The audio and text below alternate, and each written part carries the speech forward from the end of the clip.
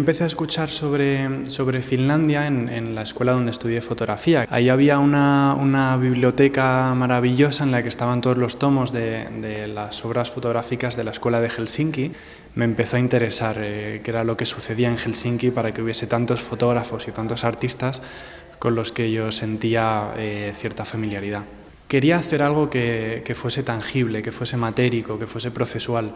Y entonces fue un poco como empecé a trabajar con cianotipia, a desarrollar este proyecto de clepsidra. En España, o sobre todo habiendo crecido en Madrid, hay siempre como esta distinción entre lo natural y lo humano, ¿no? Como que tienes que salir de la ciudad para llegar a la naturaleza, al bosque. En Helsinki y en toda Finlandia en general esto no ocurre. La naturaleza está incluida o está integrada en la ciudad está integrada en la naturaleza. El clima te empieza a afectar emocionalmente, cómo vas notando que la ciudad se va adormeciendo. Es un entorno que se vuelve como poco a poco cada vez más hostil y empiezas como a querer recogerte, ¿no? Como empieza como un giro como introspectivo del invierno, que podría ser un proceso de hibernación. El trabajo parte de un vídeo que hice en 2019 mientras estaba terminando este máster en EFTI en Madrid, y fue un vídeo en el que yo caminaba sobre un pequeño salto de agua y al caminar por esa cascada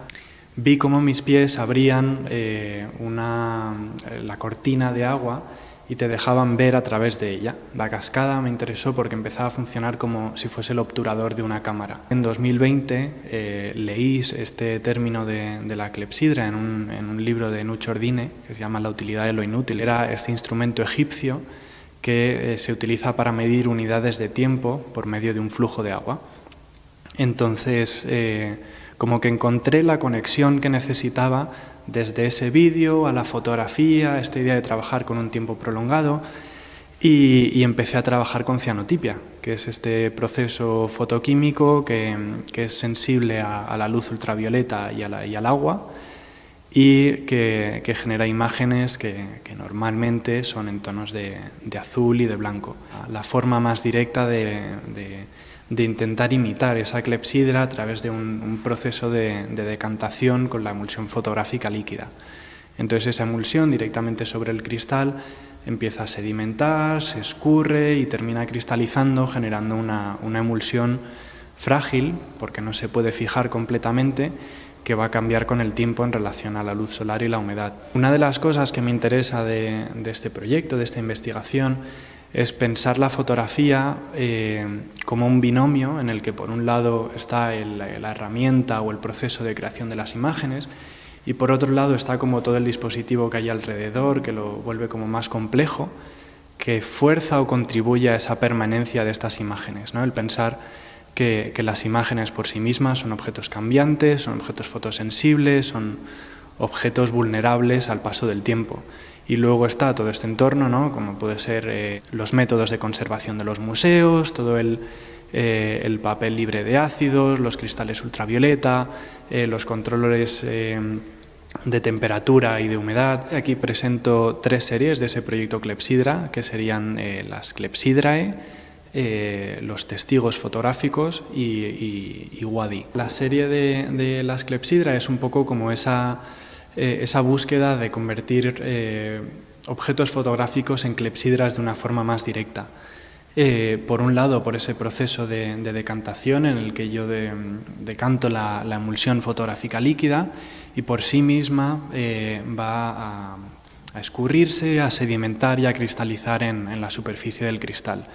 Entonces son objetos que en formato papel no van a cambiar porque estos son documentación, pero en el formato de cristal que llevan ese marco de metacrilato son sensibles a los cambios en la luz solar y en la humedad.